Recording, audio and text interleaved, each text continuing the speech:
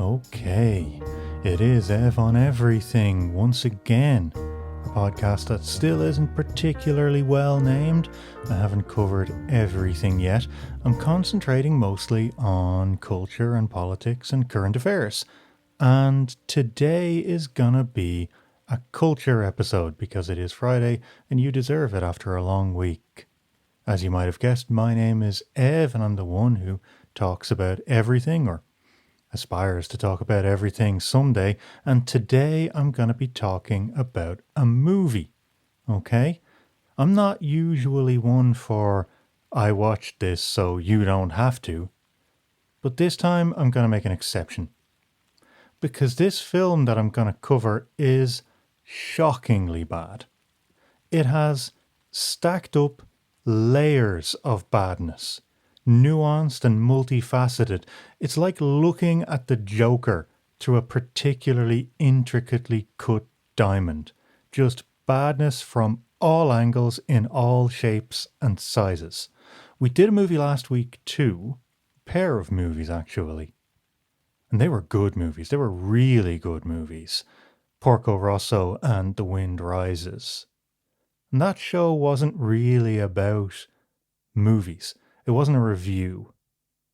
It was really more about the morality of working under totalitarianism, trying to do something good with your life and be a good person, while you're working towards the ends of a totalitarian government.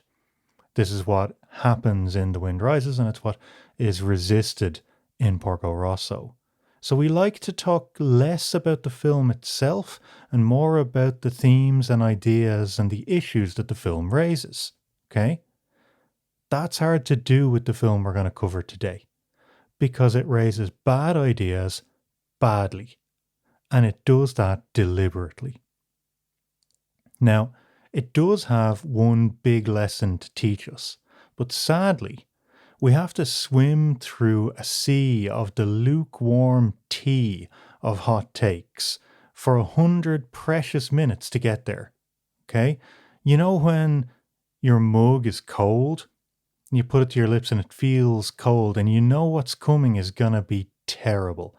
A travesty of what should be a wonderful, fulfilling, delicious beverage. And you taste it anyway, and it's worse than you thought. This movie is that. We're talking today about Planet of the Humans. And I know what you're asking. The movie or the planet? And that's because you make more sophisticated pop culture references than this film's producers do. The film is well named. Its originality and its insightfulness are about at the level of a poster on the wall of a student bedsit, and you can't say you didn't know what you were getting into.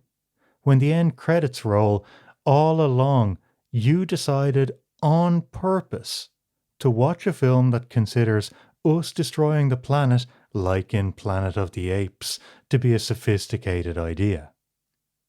But yes, I watched this film and you don't have to. In fact, I would recommend that you shouldn't.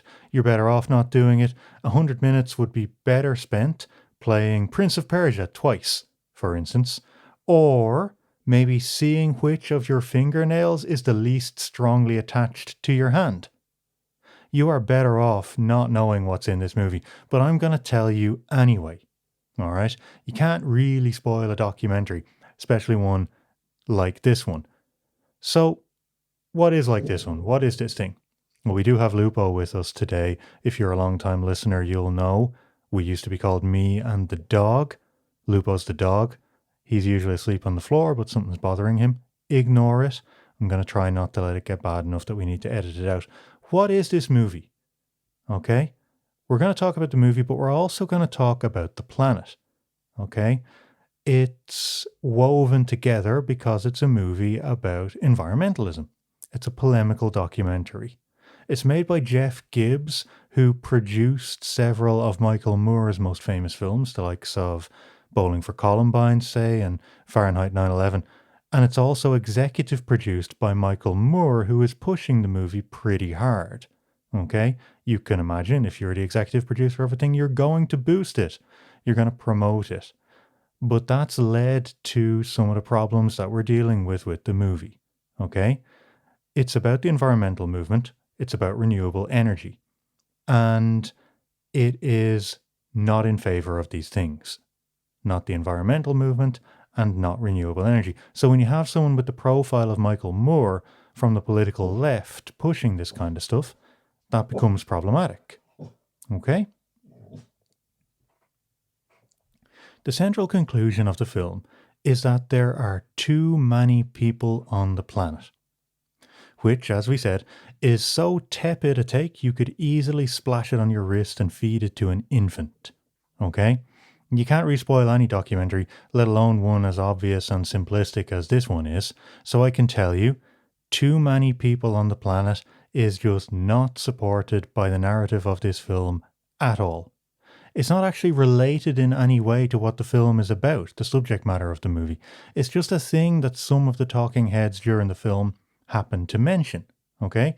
At one point in the film, they ask, so what is the real problem with all this? And then it runs through various of their talking heads going, oh, too many people, oh, population growth, oh, overpopulation. It's a bolted on conclusion designed to give the impression of a film that ever intended to conclude anything. Okay? And I don't think this film did intend to have a conclusion. I don't think that's the point. All right? It has one big central intention that it follows religiously throughout the film. It wants to tell you renewable energy is bad. Okay? It's posing as an environmental film, but what it really wants to do is damage the renewable energy industry. Okay?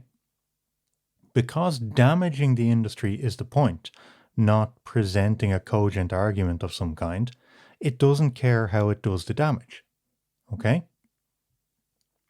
To do the damage, it uses arguments that would literally make, I don't know if you remember before 2020, okay, it seems like a very, very long time ago, but back then in December, Donald Trump made a speech and he said that there are more dead birds under a typical wind turbine than you would usually see in your entire life elsewhere. That seems like a reasoned and sensible argument compared to a lot of the stuff that this movie puts forwards. At least it is true that a wind turbine will kill birds.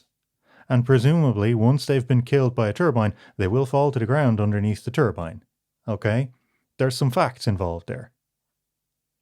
Okay? This movie does not trade in facts. It has two strands to its argument.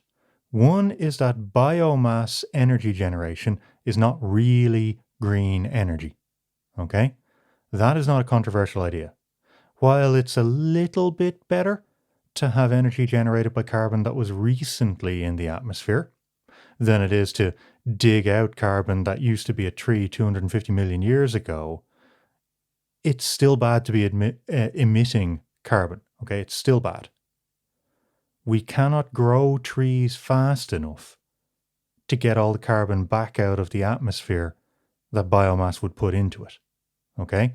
So even though there is a renewable aspect to biomass energy generation, it does kind of prove the point that renewable doesn't necessarily mean good. Yes, biomass will continually renew. It will keep growing out of the ground, but it will also keep pumping carbon into the atmosphere, and that's bad. Okay? That's not a terrible point for a film to make. If it had any interest in criticizing the biomass industry as an end, that would be fine. But the other strand of this argument undercuts everything. It's that the very idea of renewable energy generation is bad in itself because renewable energy generation is done by heavy industry, and heavy industry is bad. This is illustrated with like a bewildering array of unsustainable arguments. They stand up about as well as Boris Johnson claiming his midnight computer classes were, midnight computer classes, and don't worry about that stripper pole, that's nothing. We would be here all day if I tried to get through all of them. But here's a couple. Okay? Just to give you a taste and a flavor of how this movie works. For instance, there is a piece on a solar energy company that left a town and cost it jobs. Okay? Why they left or when is not for this film to concern itself with. This film does not care about, context and background and facts, motivations, and all that stuff. Okay? They go to this town, they get a lot of footage of boarded up houses and economic depredation. Okay? Then they get to connect that to the solar energy industry by saying the solar plant used to provide jobs here and then it moved away. But you know that it's not done in good faith, and we will get on to good faith and bad faith in a big way later. But you know that it's not done in good faith because they drive out to where this, solar plant is meant to be, and they are shocked to find that there is nothing there.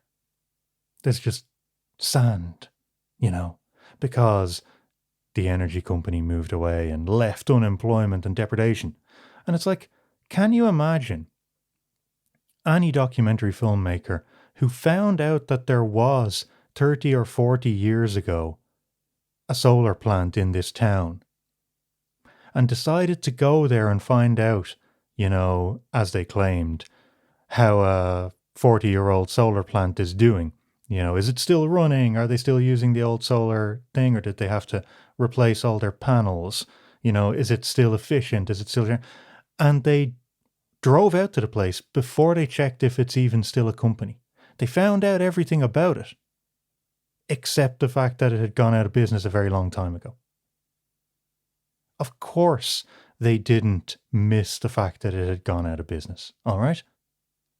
Or if they did, you can't trust them about anything, basically, because they're not doing any due diligence on anything. If they investigated this company to be able to use it as an example in their film and miss the fact that it's no longer trading to the tune of years and years ago, no longer trading, I mean, how can you trust them about anything? But it's a much more reasonable thing, a much more reasonable assumption to make that they did know.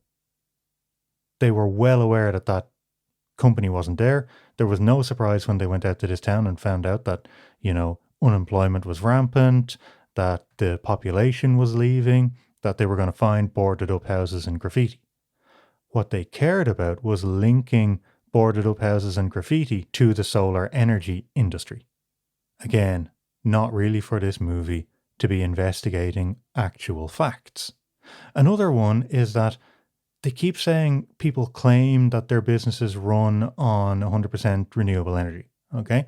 And I think everyone knows to take that sort of stuff with a pinch of salt.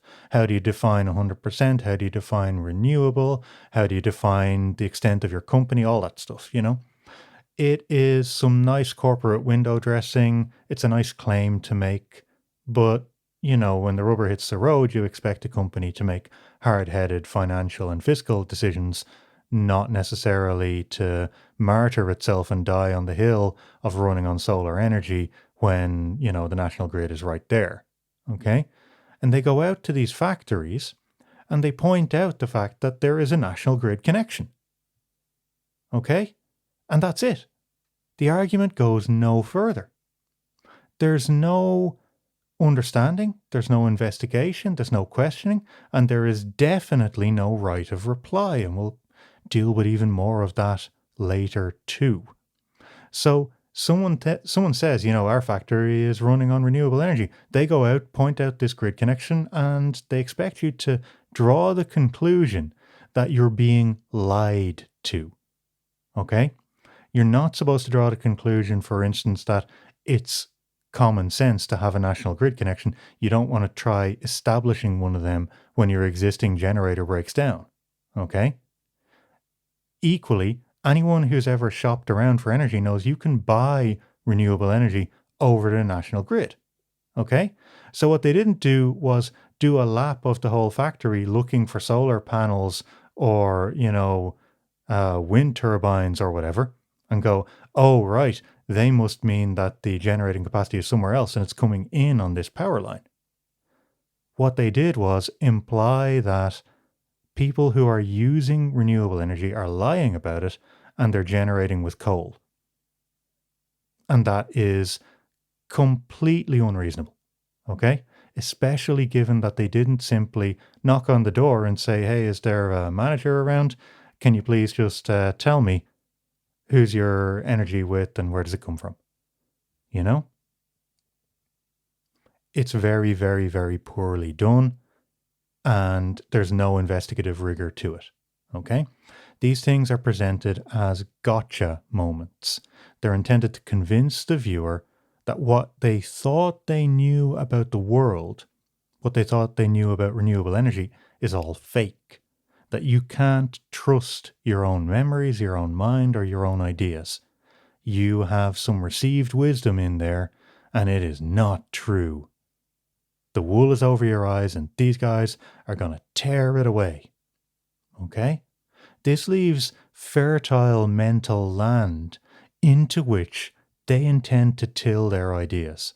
They want to make you doubt what you know and then offer you certainty in the midst of your confusion.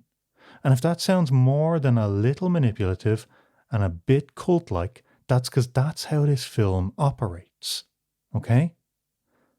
Among those paper-thin straw man arguments is one so slender, it's at risk of escaping from the internet and inspiring attempted murders. It's the idea that an insightful, surprising revelation is made by telling you the silicon in silicon chips is made from high-quality mined quartz, not just picked up off a beach. Okay? This is a problem for a lot of reasons, okay? The level of argumentative or discursive integrity is pretty low. But chiefly, okay, it presents a lazy TV news color content as accepted fact. It's got a bit of daytime news magazine footage showing, a desert sand dune or a beach, and it says, it's just sand. Sand makes your computer processors. And, everyone knows what that is. It's the daytime news trying to, raise an eyebrow and go, ooh, isn't that interesting? But they don't literally claim that. Nobody thinks the silicon in your device was dug up with a bucket and spade by a 5-year-old who then inverts the bucket, taps it, and reveals an iPhone. Okay? Even if people did believe that, extraction from a beach as opposed to a quarry is equally destructive. They're not proving anything by saying, did you know it was mined out of the ground as quartz instead of shoveled up off a beach in a giant bucket? Then they add on top of that, the ore is processed, which is a given for any raw material pulled out of the ground to do anything with. You don't run a nuclear reactor on rocks. You don't fuel a car with crude oil, and nobody thinks that. But they've set up this straw man argument to say to you, remember when you were told, and you have this vague recollection, that silicon is just sand? It's not true. But that isn't the big problem with the quartz and silicon supposed revelation. The problem is who does the revealing. It's a talking head named Ozzy Zener. He's billed as an author and immediately starts dispensing expert insight into the amount of coal it takes to refine quartz. He's got his lump of mined quartz and he's got lumps of coal and he's piling them on top of each other, and he's implying that you believed that they just got sand magically from, a sandbank. Picked it up off the beach, went out in the desert, scooped up some sand and turned it into, a high quality computer processor or a photovoltaic cell, and that's that. Nobody actually believed that, but he is here to tell you that they needed to heat up the ore using this much coal, or presumably equivalent of coal, and that's bad. And of course, it's not good that people would be burning fossil fuels to make photovoltaics, but, it was never a revelation. It wasn't something that we didn't know that this guy revealed to us.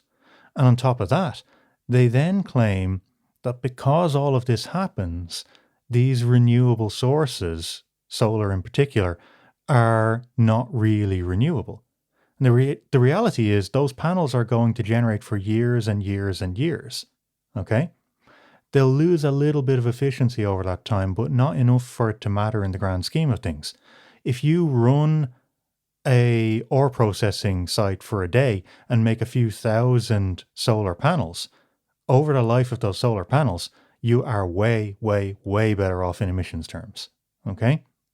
But you're left with the implication that every solar panel in the world is just hiding a giant plume of exhaust going out into the atmosphere, and it's not. Okay? Shortly after they interview this guy, the voiceover, which is by the director, states that Zener decided to check out this solar plant in a town in East California, the one I mentioned earlier. And I thought, when did Zener start making decisions about the movie? Where we'll go, what we'll do, who we'll talk to? Isn't he just an interview subject? He's an impartial expert, right? No, he's not. Ozzy Zener is a producer of the film you're watching, and you were not told. The order of events wasn't that a filmmaker asked an expert about an issue, which is how it was presented, and then they reported what they were told. It was that a producer wanted to get their message out and invested in a film to do so, the film that you're watching. Mysteriously, the film then agrees very closely with the views of the producer, which is obviously very strange. Okay? That is fatal to any serious documentary or journalistic exercise. Okay? It's true that the name Zener appears in the final credits at the end of the movie, but you would have to remember who he was. And, let's be honest, I don't remember any of the names of any of the talking heads interviewed in the movie. They're random academics. I can just about remember what a few of them look like, and that's it. Most people who just give this film a casual watch will have no idea that many of the central expert opinions given were given by the filmmakers themselves. You are not supposed to do that when you're making a serious documentary or any serious piece of journalism. And this movie does not care about that. And it does raise the questions, what else do they not care about? What other things are they happy to just leave unknown or unspoken? Not bothering to fully investigate things is a theme here, okay? High-efficiency solar cells, like NASA uses, are quoted at $1 million per square inch. It's very clearly an exaggeration, to make a point by a guy who didn't really think of himself as participating in a documentary. He was speaking to a group of people, one of whom happened to be holding a camera phone, I assume. And it's presented in the film as unchallenged fact. A large array of solar panels is described as being able to run a toaster, which is not challenged or investigated at all. It's just presented as fact. Again, if you look at the guy saying it, it feels glib and offhand, It feels like he's basically making the point that, I know this array looks very big, it produces less electricity than it might seem from the size of it. He doesn't mean, very clearly he doesn't mean, you can literally plug a toaster into this and that's it. Okay? Several notable renewable energy sources are just absent completely, like hydroelectricity, like tidal and geothermal. Really old criticisms, canards almost, are repeated without challenge. Someone literally says, what if a cloud passes over? Imagine commenting on electricity generation and not knowing what a capacitor is. Another one is, it takes outside energy to start up this immense solar concentrator. Of course it does. You have to turn all of these giant mirrors to face the sun. That's not free. You don't get that for free, and nobody thinks you do. It does run on energy generated elsewhere in the grid. And that energy is not necessarily renewable. Okay? But it could be if we installed lots more renewable capacity. And there is lots more renewable capacity in the world. The film misstates the amount of, or the proportion of energy generated by renewables in Germany. He uses graphs that aren't properly labeled, you know? You have graphs that just do not add up no matter what way you put them. And there's one that is even hilariously tall.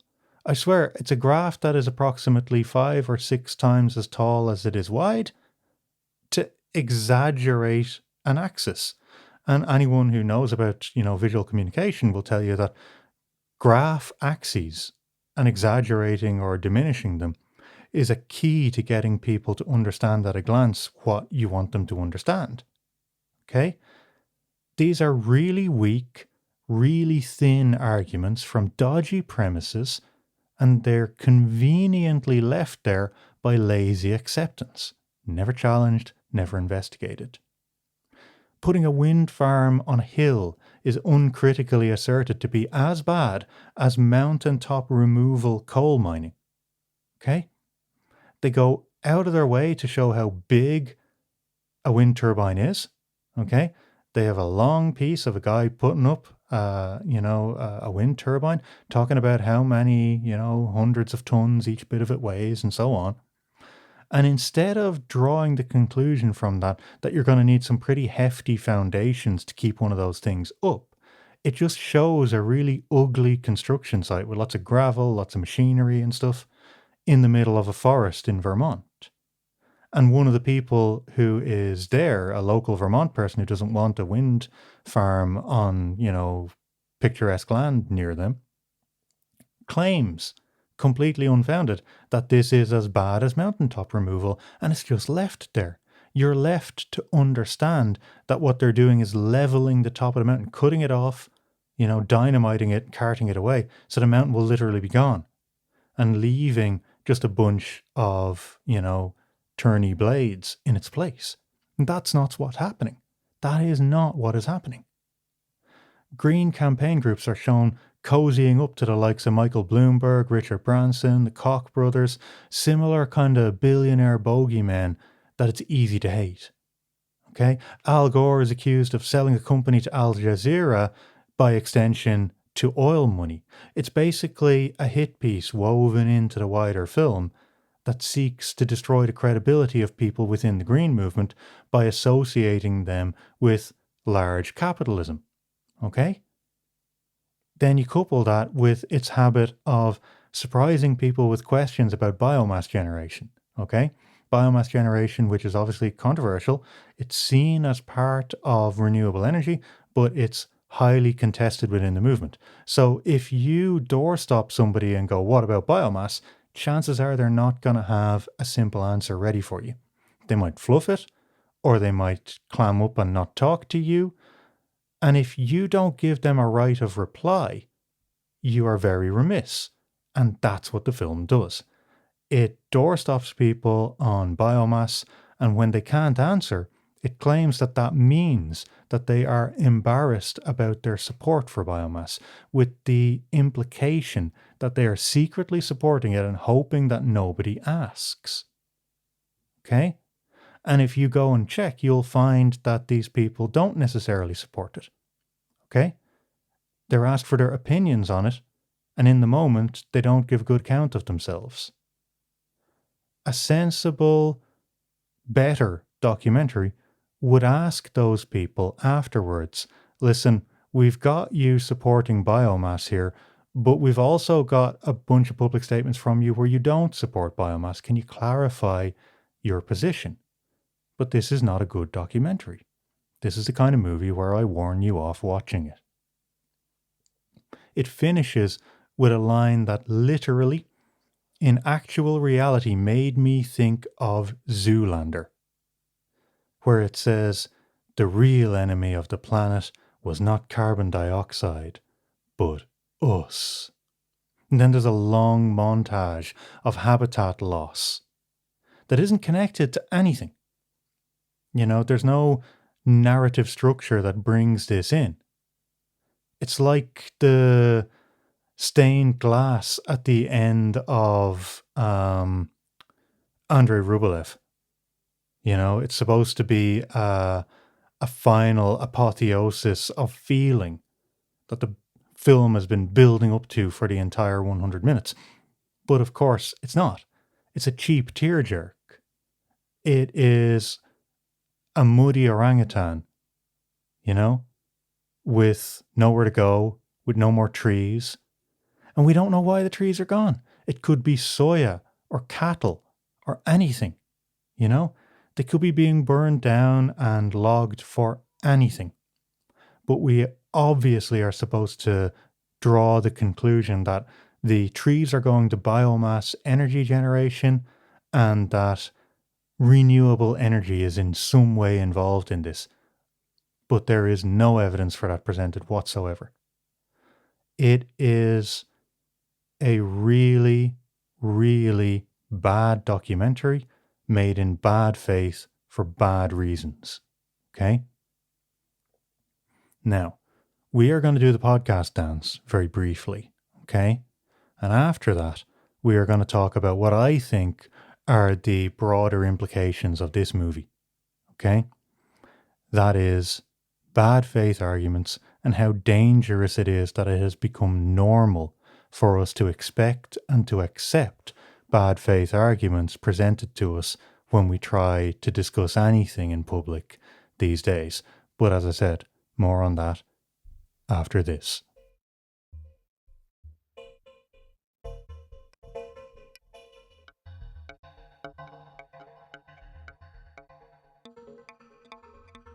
Okay, it is Ev on everything. Thank you so much for listening. If you like the show, and I hope you do like the show if you're still listening, please do rate it.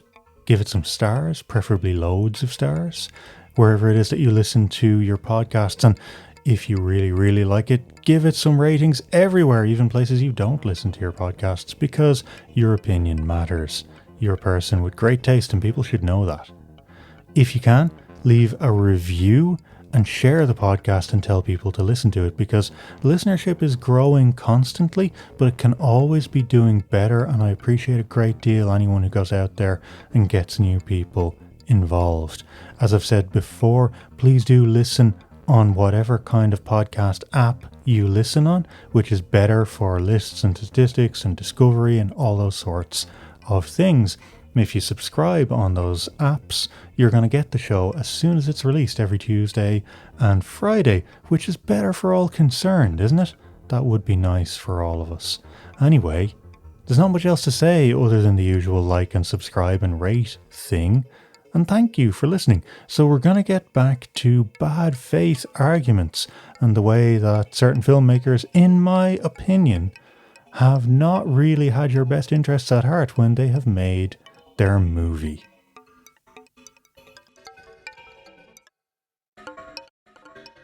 Okay, we were talking about bad faith arguments, or at least I was talking about it, and you were politely listening. And I was thinking, if you don't know what a bad faith argument is, or you're unfamiliar with the concept, then I'm pretty envious of you, first of all. I kind of wish that I had a life where I didn't know what a bad faith argument was. It would be a lot less stressful and upsetting. I'd also love to know how you reached the year 2020 in a cave since before the days of the internet, because if you've ever talked to anyone on the internet, you will have come across this. The idea is somebody who is arguing with you in bad faith is doing it with a view to something other than winning the argument. Okay? It's not the same as being wrong. It's not the same as believing something that isn't true. It's about arguing from a position that you have an ulterior motive and you're trying to achieve something other than an outcome within the discussion. And the most common thing that someone would be trying to achieve is to either muddy the waters or just slow down the debate. So what you get is it becomes really difficult for anyone to raise a particular issue, because the moment they do, they're swamped by people saying, what about this? What about that? The arguments are often whataboutery, okay? And you can't make any progress against them. And if you try to actually defeat each of these arguments, it's like whack-a-mole. The next argument pops up and the next one. I'll give you an example, okay? Last week I did a show on Starlink. Starlink is a satellite constellation, if you didn't listen to the show. It is basically several thousand communication satellites that are being put up by SpaceX. And SpaceX has a lot of big fans, a lot of people very, very invested in the company. Okay? They love it. They think it's good for humanity. They're fans of it. Okay? And they will often come out to defend it when somebody is critical. And I was very critical of Starlink. I was critical of it because I said it was a land grab in space. Okay? Get the satellites up there as fast as possible before anyone can object. Because in the near future, when private space is even bigger than it is now, you're going to find that there's more regulation of this stuff. Okay? It's going to be the case that if you live in the outback of Australia or at the southern tip of Patagonia and you're used to a completely pristine sky where you can see absolutely nothing except the stars, and then somebody puts a dozen spacecraft all visible at all times on top of you, you're going to be able to object. You're going to be able to object the same way you would object to air pollution. Okay? There will be regulations and it will be harder to do. And I think that SpaceX want to get in there fast before that kind of regulatory atmosphere exists. Okay? SpaceX fans did not like this, and at least a couple of them took issue.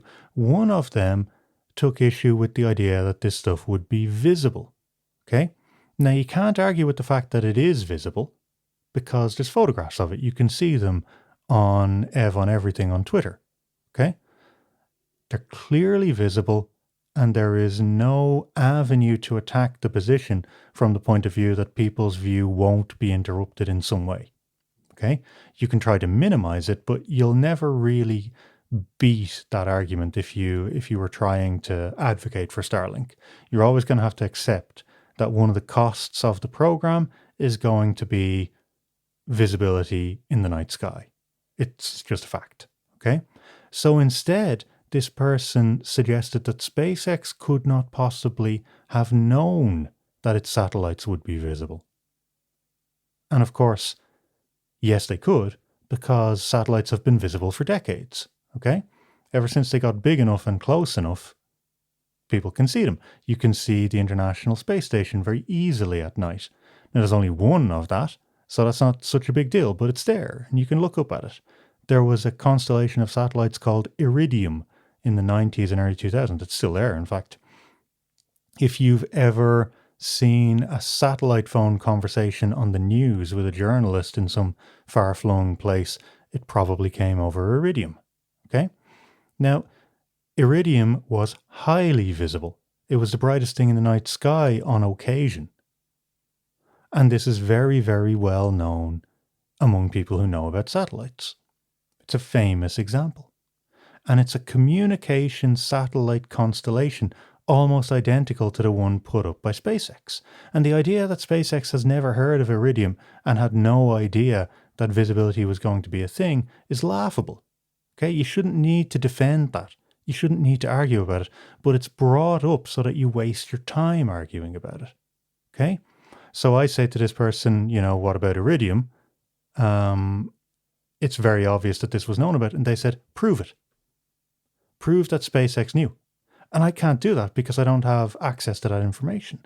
But let's say I went looking, through old tweets and documents and, news stories and things, looking for any reference to visibility of satellites from anyone at SpaceX before Starlink went up. Then the goalposts moved somewhere else. Okay? Then they say, oh yeah, well, what about this other thing to do with what you're saying? And you begin the entire process again. Okay? And it's a bad faith argument because the premise is so impossible. Okay? If you wanted to convince somebody that Starlink was a good thing and that visibility from the ground wasn't a big deal, you would not begin with, I bet SpaceX had no idea. That is only going to be the argument of somebody who has no interest in actually convincing you because it's so transparently, obviously incorrect. They are just digging their heels in and wasting your time. Okay? And this happens all the time on the internet. Okay? All you need to do is bring up an issue that has a pretty invested fan base and you're away. You know? Tell somebody that the last season of Game of Thrones was actually brilliant. Great TV, fantastic, just a little bit less good than the previous seasons. They will never run out of arguments as to why you're wrong, but very few of them will be in good faith. Okay? Tell somebody that you love Apple computers and they're really well designed. Again, it'll be straight into how expensive they are, how much they're toys, how much they don't have the same processing power as some other computer or whatever, you know? And none of it will be intended to change your mind. It's all just to make it hard for you to hold that opinion and defend it in public. And this gets much, much, much worse, as you can imagine, with serious issues. You'll find this stuff about things like abortion rights. You'll find it about racism, you know. You'll find people defending all sorts of things that they should not be able to defend at all by just avoiding getting into a sincere debate and sticking to outrageous claims that waste your time. And that's what I think that this movie is doing. It's like a preemptive strike of a bad faith argument. Nothing in the film is defensible, okay? There are a couple of things that it tangentially gets right, like, for instance, the idea that biomass is not real green energy. Fair enough, biomass isn't real green energy, okay? It is renewable technically, if you want a dictionary definition. As I said, you'll get more plants and you'll burn them. We're not going to run out. But renewable and good for the environment are not identical synonyms. And in that ambiguity, this film seeks to drive a massive wedge and then smear it over the entire rest of the renewable energy industry. Okay? And it wants to use that as a way to make you question what you know about it so that you start to wonder if everything that you know is true or not. And again, this wastes your time. Okay?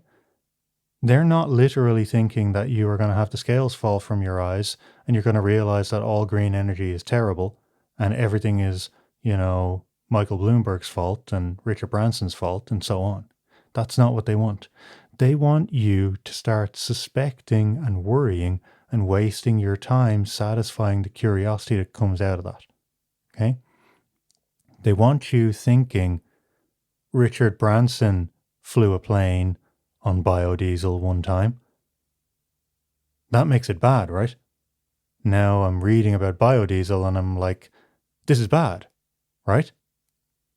And they don't want you to get into the nuance of, what if there's no sustainable infrastructure somewhere or no electricity infrastructure somewhere?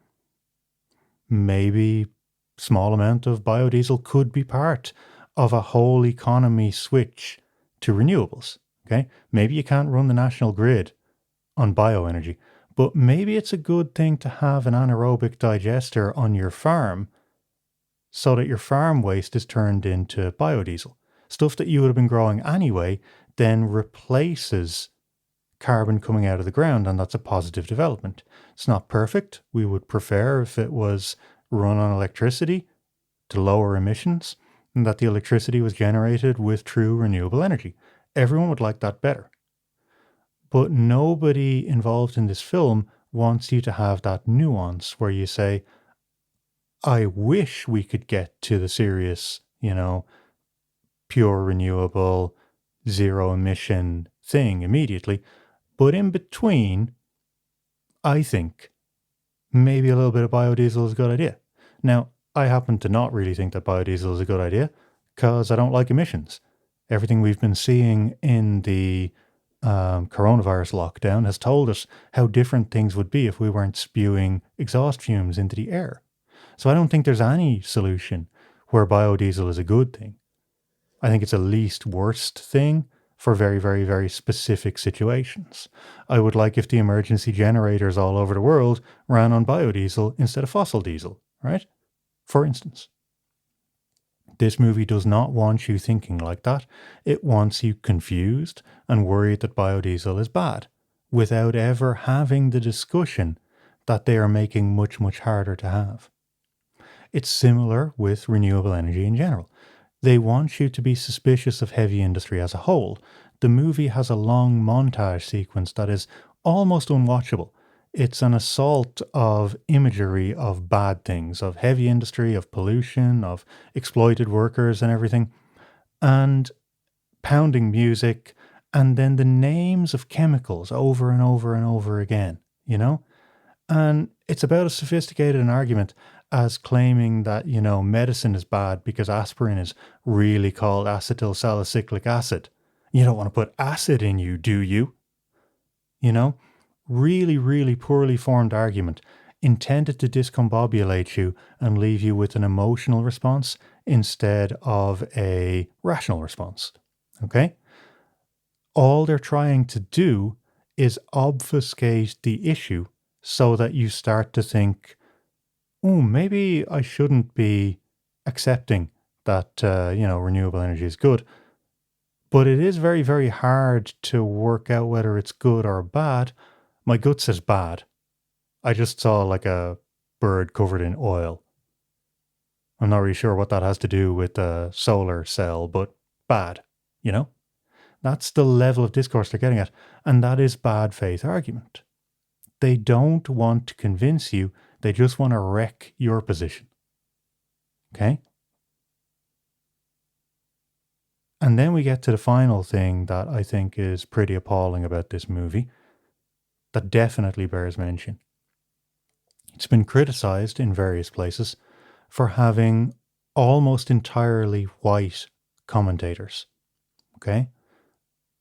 It's been criticized for having predominantly male commentators as well.